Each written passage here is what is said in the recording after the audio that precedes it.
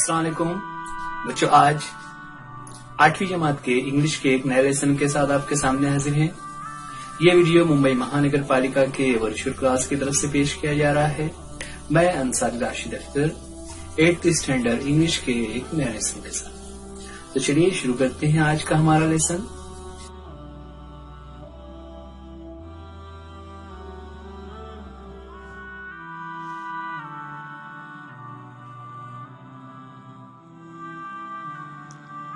बच्चों, आज 8th standard English के इस वीडियो में हम देखने जा रहे हैं हमारा चैप्टर जिसका इंट्रोडक्शन हमने इससे पहले वीडियो में देख लिया था, जहां पर हमने वार्मिंग अप एक्टिविटीज़ की थी। आपको याद होगा, अगर आपने वो वीडियो नहीं देखा है तो आप इसी चैनल पर उस वीडियो को देख सकते हैं। ओके, आज का हमारा चैप्टर है unit 3.4 the two gentleman of Verona. ये इस चैप्टर का सेकंड पार्ट है, जिसमें हम लोग एक्चुअल जो हमारा चैप्टर है उसको देखने जा रहे हैं। जैसा कि हमने पार्ट 1 में देखा था, ये एक बुक रिव्यू है। बुक रिव्यू क्या होता है, उसे किस तरह से लिखा जाता है, ये तमाम बातें हमने पार्ट 1 में देखी थी, राइट ना। एक शॉर्ट में मैं आपको बता दूं कि बुक रिव्यू एक्चुअल में वो मजमून होता है जिसमें कोई एक्सपर्ट किसी किताब के बारे में उसके खुलासे को बयान करता है ना। उसमें वो ये बताता है कि स्टोरी में किस तरह से कैरेक्टर्स हैं, वो लोग कहाँ पर रहते हैं और उनके साथ कैसे वाक़यात होते हैं। तो कोई भी बुक तो बहुत बड़ी होती है, 10 पेज, 20 पेज, 100 पेज, कई सारे बुक्स तो और भी ज़्यादा बड़ी होती हैं। लेकिन जो बुक रिव्यू होता है वो एक मजमून होता है जिसे एक फुल स्कैप पेपर पर लिखा जा सकता है। वैसा ही आज का हमारा जो चैप्टर है ये बुक रिव्यू है।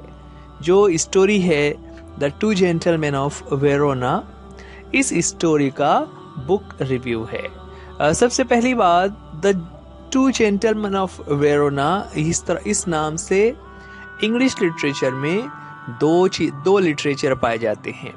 एक ड्रामा है जो शेक्सपियर का लिखा हुआ है, जबकि ये जो स्टोरी आज हम पढ़ने जा रहे हैं ये दूसरी है। जी हाँ बच्चों, ये स्टोरी जिसके राइटर हैं A.J. क्रोनिन, जिसकी पिक्चर हमारे सामने नजर आ रही है। A.J. क्रोनिन के बारे में यहाँ पर एक मतलब जब एक्चुअल चैप्टर की शुरुआत होती है तो शुरू में राइटर के बारे में बताया हुआ है। राइटर कौन है? A.J. क्रोनिन। तो चलिए हम चैप्टर को पढ़ते चलते हैं और उसके मीनिंग को भी समझते हैं। आपको ये ध्यान रखना रहेगा, यहाँ पर हम एक्चुअल स्टोरी नहीं पढ़ रहे हैं बल्कि उस बुक का रिव्यू पढ़ रहे हैं। और ये एक एक्टिविटी है जहाँ पर आपको खुद से ये सीखना है कि किसी बुक के बारे में कैसे हम एनालाइज कर सकते हैं, कैसे उसका तज्जिया कर सकते हैं कि कौन सी बुक अच्छी है या उसमें कोई कमी या खामी रह गई है ना। सभी बुक्स अच्छी होती हैं, लेकिन कुछ बुक्स ऐसी होती हैं जिसमें कभी कभी राइटर कुछ चीज़ों से चूक जाते हैं, कुछ बातों को शामिल करना रह जाता है। तो यहाँ पर इसी तरीके का एक रिव्यू है। चलिए देखते हैं। फर्स्ट पैराग्राफ हमारे सामने है। A.J. Cronin has very well carved the idea of selfless help and explained the importance of dedication towards relationship in the story The Two Gentlemen of Verona। देखिए यहाँ पर एक ही सेंटेंस है जिसमें A.J. Cronin के बारे में क्या लिखा हुआ है। He has carved the idea। सबसे पहली बात तो ये carve the idea ये एक फ्रेज है ना। carve the idea का मतलब क्या होता है? carve an idea का मतलब create और establish an idea, यानी जहन पर किसी ख्याल को उभारना ना। जब भी हम कोई स्टोरी पढ़ते हैं तो इससे पहले हमने देखा स्टोरी अलग अलग टाइप की होती है।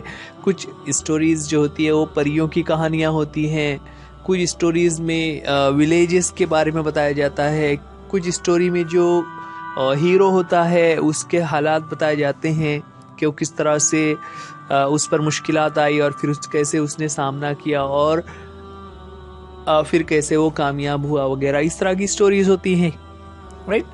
हमने स्टोरीज पढ़ी हुई है, प्रिंस होता है और किंग होते हैं, प्रिंसेस वगैरह, इस तरह की भी स्टोरीज हम पढ़ते हैं जहां पर उनको कोई चैलेंज या टास्क कंप्लीट करना होता है, राइट। तो जब हम कोई स्टोरी पढ़ते हैं तो स्टोरी पढ़ने के बाद हमें हमारे जहन में एक आइडिया आ जाता है कि इस स्टोरी में जो कैरेक्टर है वो कैसा है। अब जब हम इस तरह की सोच बना रहे हैं तो ये सोच एक्चुअल में क्यों आई? क्योंकि उस स्टोरी के राइटर ने इतने अच्छे तरीके से चीज़ों को डिस्क्राइब किया कि हम अपनी सोच को उस तरफ ले जा सके। तो किसी आइडिया को तख्लीक कर देना, किसी आइडिया को बनाना, यानी कोई ख्याल हमारे जहन में डाल देना, ये एक अच्छे राइटर की निशानी होती है। यहाँ पर ये जो स्टोरी है उसमें ए.जे. क्रोनिन ने वैसा ही किया हुआ है और उन्होंने किस ख्याल को हमारे जहन में उभारा कि सेल्फलेस हेल्प ना। सेल्फलेस हेल्प का मतलब क्या होता है? खुद की परवाह किए बगैर किसी की मदद करना। And explain the importance of dedication towards relationship, है ना। जो आपस के रिश्तों में एक दूसरे के लिए जो डेडिकेशन होना चाहिए, यानी जैसा होता है ना कि हमारे यहाँ पर हम देखते हैं कि बहुत सारे हुकूक की बात होती है। हमारे माँ बाप के हुकूक हैं, हमारे भाई बहनों के हुकूक हैं, हमारे पड़ोसियों के हुकूक हैं, रिश्तेदारों के हुकूक हैं, ठीक है। तो ये जो हुकूक है ये दरअसल क्या है? डेडिकेशन है कि हम हमेशा सही गलत या फिर अपना फायदा अपना नुकसान ये नहीं देखते, बल्कि हम मदद करते हैं।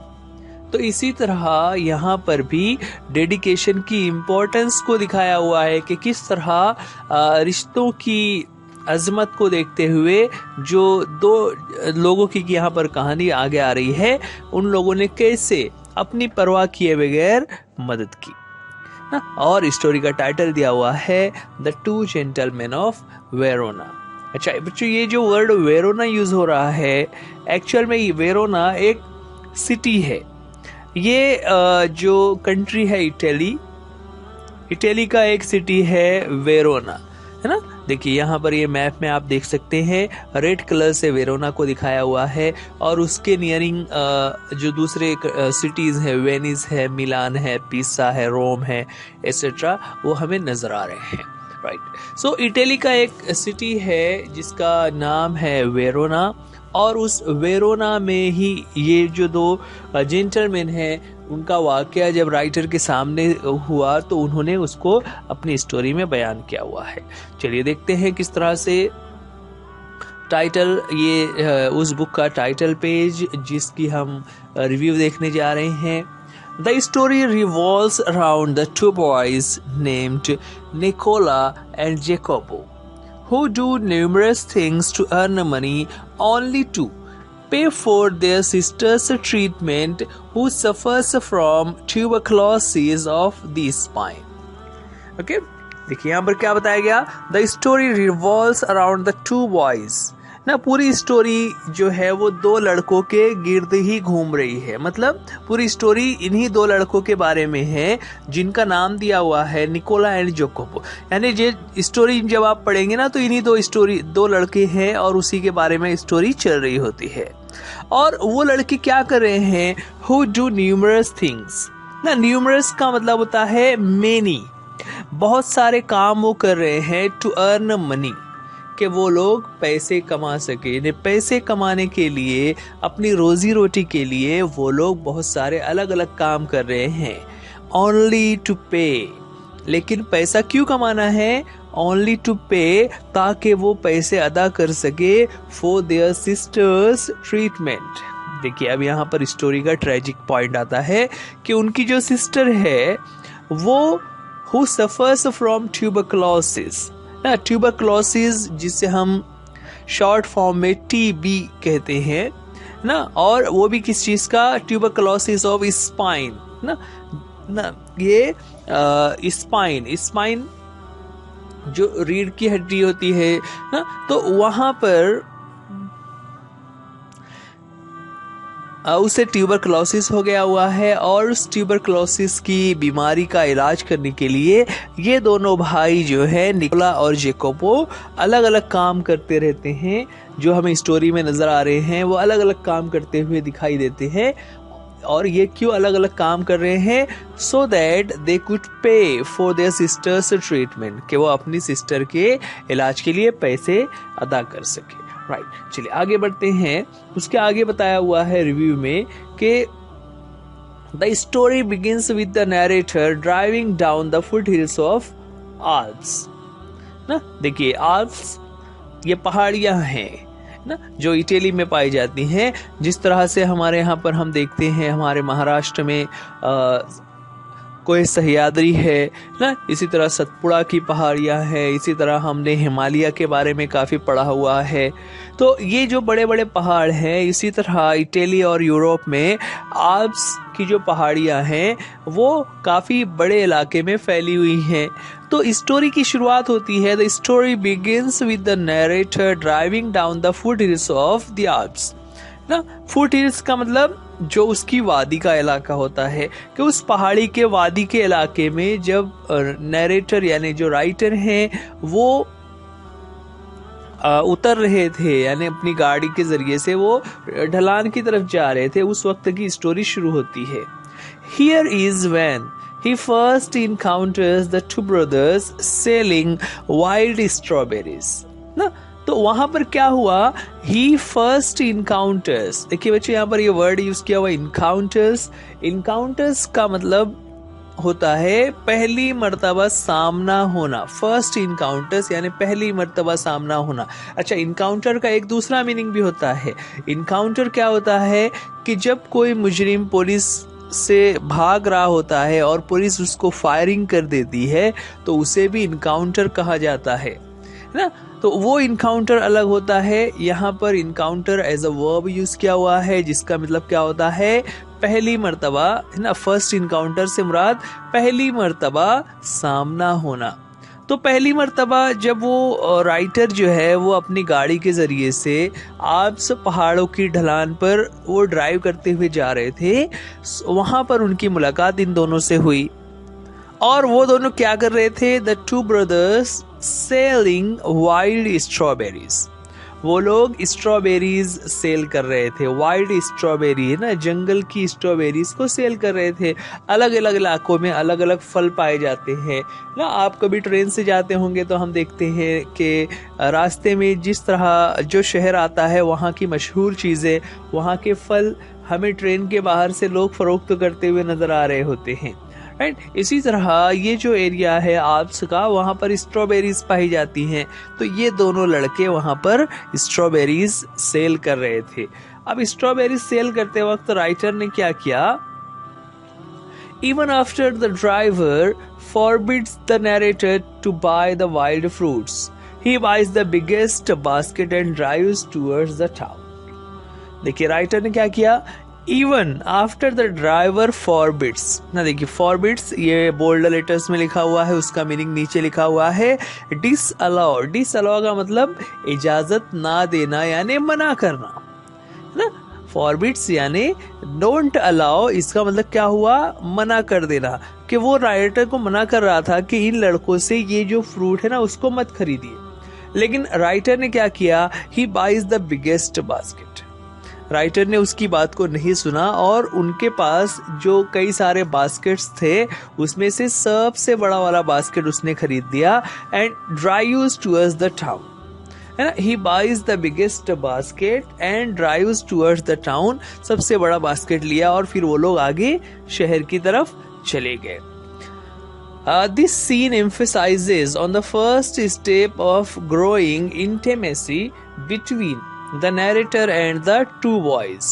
ना देखिए यहाँ पर दिस सीन, ये जो स्टोरी में जो यहाँ पर ये सीन बताया गया है, ये एम्फेसाइज करता है, ये इस बात को वजाहत के साथ बयान करता है कि it is the first step of growing intimacy ना। इंटीमेसी ये एक नया वर्ड है बच्चों, इसको याद रखेंगे। इंटीमेसी का मतलब होता है क्लोज रिलेशनशिप, यानी किसी के साथ बहुत ज्यादा लगाव हो जाना, ताल्लुक या हमदर्दी पैदा हो जाना। तो उन दोनों लड़कों के साथ राइटर को एक हमदर्दी और एक लगाव पैदा हो रहा था।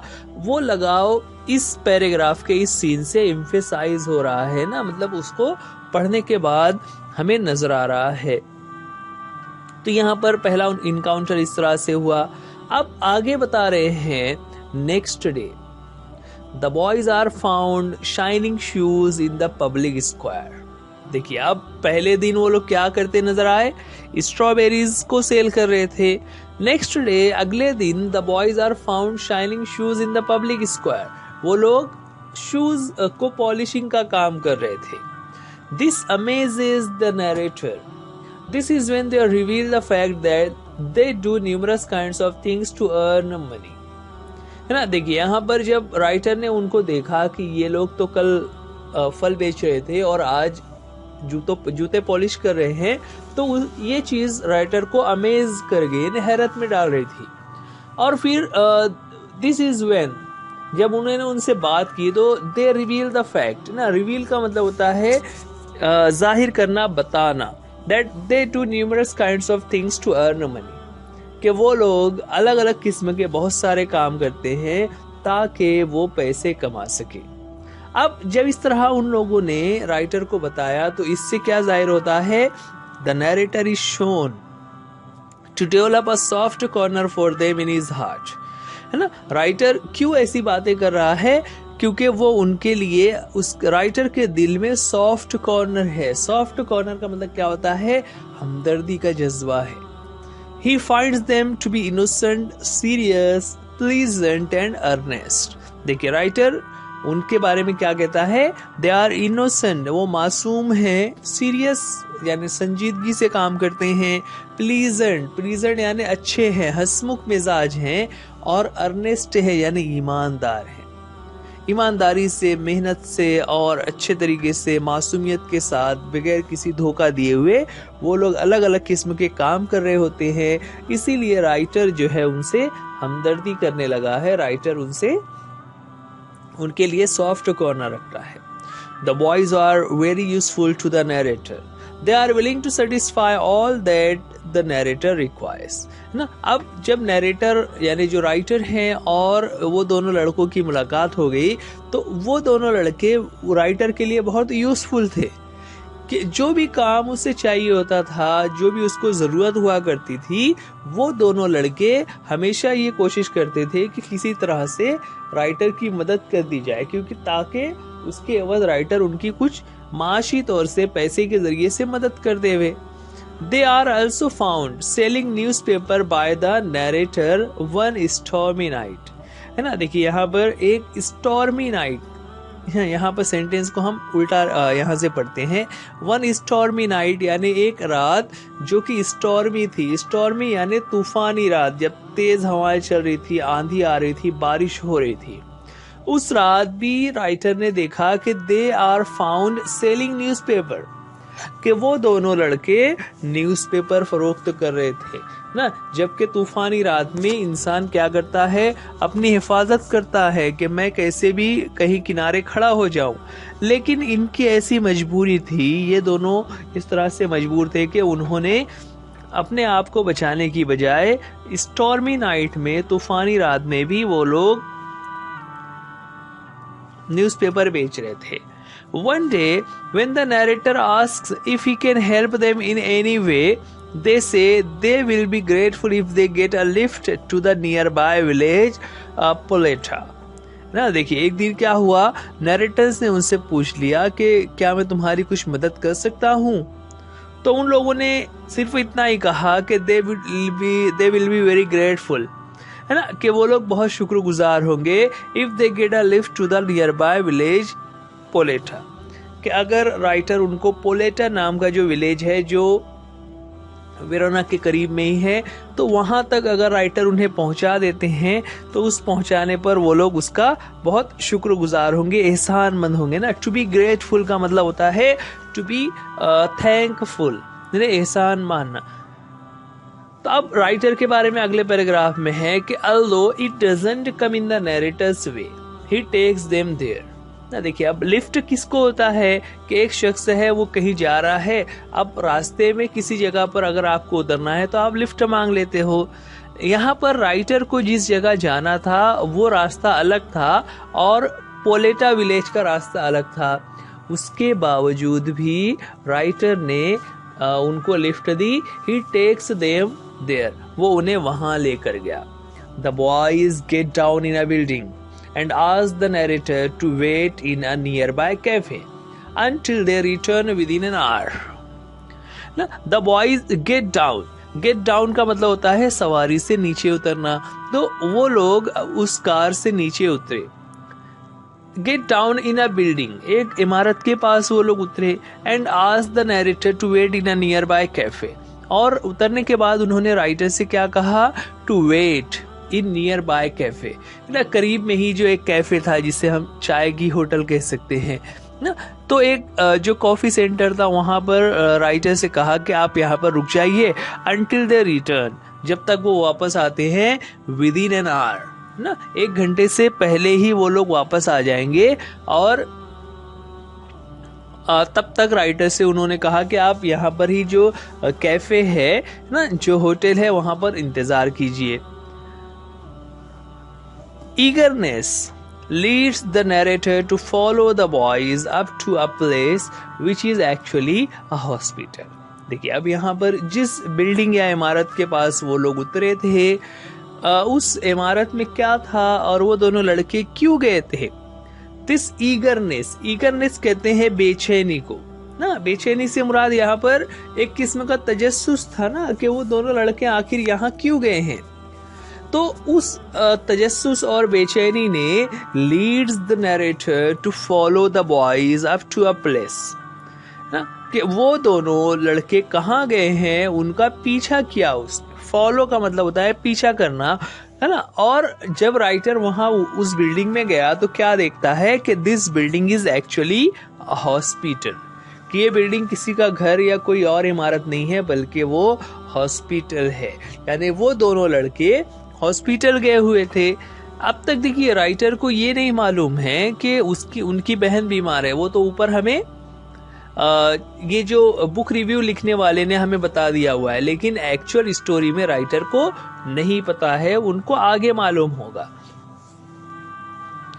On peeping through a room led by a nurse, he realizes that the boys are talking to a girl who resembles them.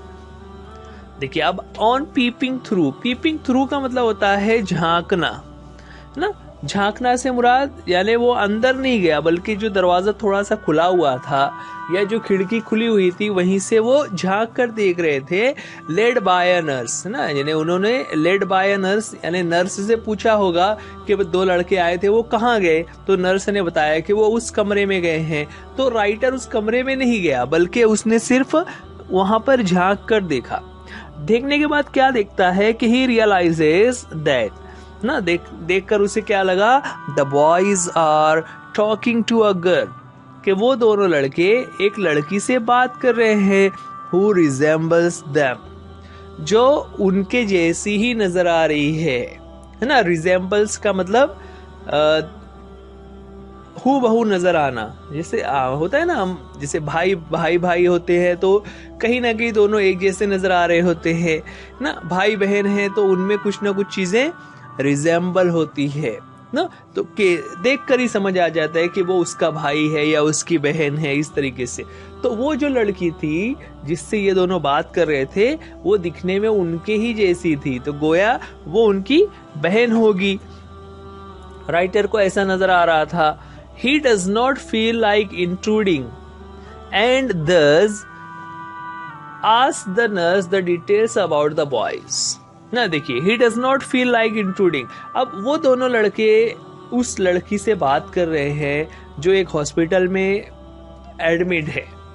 तो उस एडमिट लड़की से ये दोनों जब बातें कर रहे हैं तो राइटर को ये अच्छा नहीं लगा। He does not feel like, है ना, कि उसको ये बात अच्छी नहीं लग रही थी कि वो इंट्रूडिंग करे। इंट्रूड का मतलब होता है बगैर इजाजत के कहीं पर जाना। दोनों लड़कों ने उन्हें नहीं कहा था कि चलो हमारे साथ, हमारी बहन बीमार है, बल्कि उन्होंने क्या कहा था कि आप यहीं पर रुकिए, हम लोग आते हैं ना।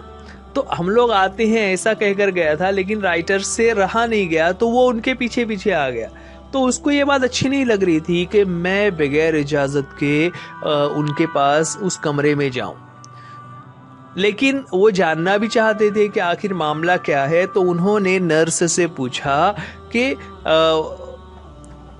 he asked the nurse the details about the boys, कि ये दोनों लड़के कौन हैं और वो यहाँ किससे मिलने आए हैं, उसकी डिटेल से बताओ। तो बच्चों ये जो वर्ड इंट्रूडिंग है वो याद रखेंगे, बगैर इजाजत किसी जगह पर चले जाना।